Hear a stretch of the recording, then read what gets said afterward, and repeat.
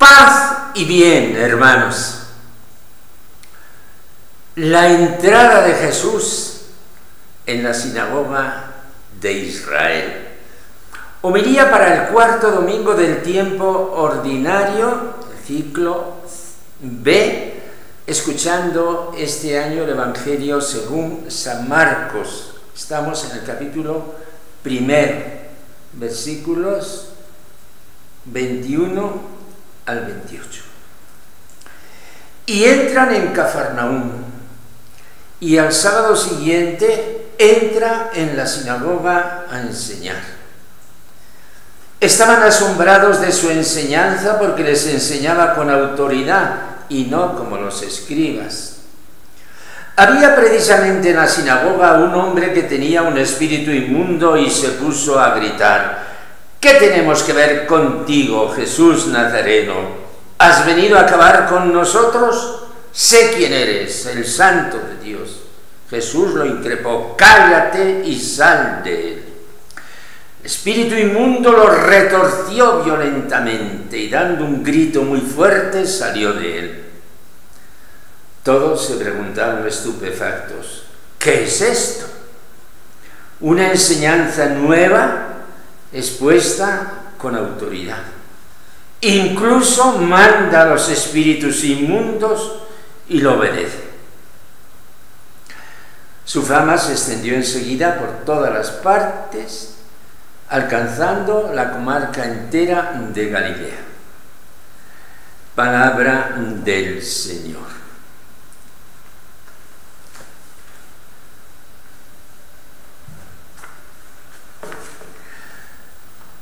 Hermanos,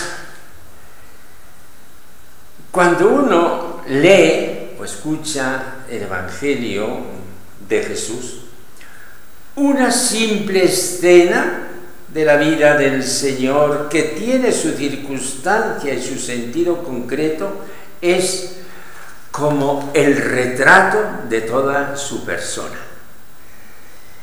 Es Él, decimos al escuchar. Es todo Él.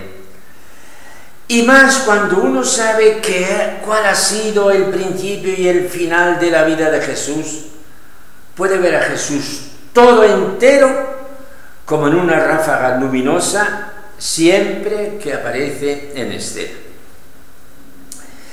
Intuición que tiene una aplicación especial a los hechos primeros de la vida pública. Después del bautismo y del desierto, Jesús inicia el anuncio del reino y escoge a los primeros discípulos.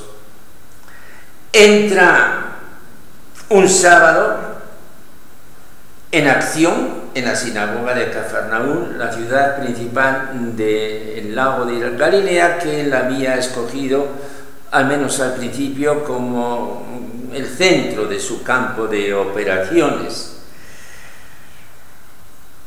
Y lo que pasa en la sinagoga es el Evangelio entero. Una enseñanza nueva, la victoria fulminante del espíritu del mal y una iluminación radiante que plantea la interrogación total acerca del misterio de Jesús. ¿Qué es esto? Y en consecuencia, ¿quién es este? Pregunta que va a atravesar luego todo el Evangelio.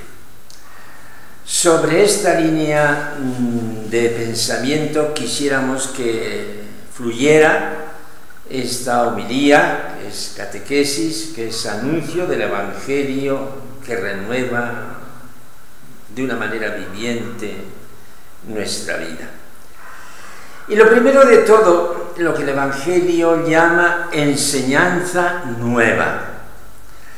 El mensaje de Jesús en la sinagoga es llamado enseñanza. Los hijos de Israel, las buenas gentes que piadosamente acuden a la sinagoga a recibir el mensaje de Moisés y de los profetas, se quedan estupefactos, llenos de admiración, abriendo los ojos ante una inmensa sorpresa. una doctrina sorprendente, porque es distinta de la predicación y doctrina que los rabinos impartían en las sinagogas. El Evangelio emplea un calificativo, es una doctrina con autoridad. Los maestros judíos daban vueltas y vueltas a la Biblia, revolvían textos relacionando unos con otros. Es lo que hacemos nosotros cuando explicamos la Biblia en la clase, es lo que hago yo. Miren ustedes los textos paralelos o concordantes que como un termómetro va marcando la densidad de este pasaje. Mírenlos. Esto se llama escrutar las Escrituras y ayuda mucho, enriquece, planifica, por así decir, el mismo sentido de la Biblia. Con todo, no es esa la clave de interpretación por mucha erudición que acumulemos. Además, los rabinos se apoyaban en los dichos e interpretaciones transmitidos por los antiguos maestros, algo así como cuando nosotros citamos a San Agustín y a los santos padres y a otros santos para que nuestras palabras tengan más peso. O lo que hacemos frecuentemente, citando al Papa Francisco o al Papa Benedicto, como ustedes han escuchado en estas homilías. Un pensamiento que lo diríamos nosotros de nuestra cuenta, parece que tiene más solemnidad, más autoridad, más peso, cuando lo que yo digo lo confirmo con otro más importante que yo. El Talmud, que es una obra de muchos libros, comentario de la Mishnah, es un texto, la Mishnah, paralelo en cierto modo a la Biblia, es un texto que está repleto de citas de los maestros antiguos. La autoridad de Jesús no es esa. Es una autoridad que le viene de sí. No necesita ningún préstamo de nadie. Es la autoridad de la verdad. La autoridad radiante que no requiere prueba porque la verdad brilla por sí misma. Autoridad que irradia fuerza espiritual. Jesús expulsa demonios, Jesús lanza enfermedades, el foco es Él mismo, es su persona, eso es su autoridad. Los que nos dedicamos a proclamar la palabra de Dios tenemos que aprender infinito de esto. Nuestra autoridad debe venir del contagio con Jesús. Una autoridad que no necesite pruebas, porque la verdad resplandece por sí y fascina desde dentro, ilumina desde dentro. Y así debe de ser la autoridad de cada cristiano y la autoridad de la Iglesia, madre y maestra, humilde y sencilla y al propio tiempo radiante y eficaz. Jesús hablaba con esa autoridad. Pero hay un aspecto, hermanos, que debemos considerar con atención. Los santos evangelios hablan de la doctrina o enseñanza, que en griego se dice didaché, palabra que ha pasado al lenguaje de los primeros cristianos.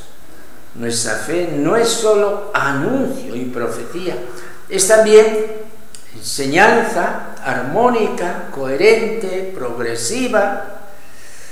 Nuestra enseñanza es también catecismo. Hay un catecismo inicial para niños y un catecismo para adultos. Las verdades de la fe nos ofrecen conocimientos cada vez mayores en los cuales podemos avanzar y profundizar. Y cuanto más conocemos, más fascinados quedamos de la hermosura de Jesús. Porque el conocimiento lleva al amor. Si no, sería un conocimiento inútil y acaso estéril, perjudicial. Pensando estas cosas, reflexionemos.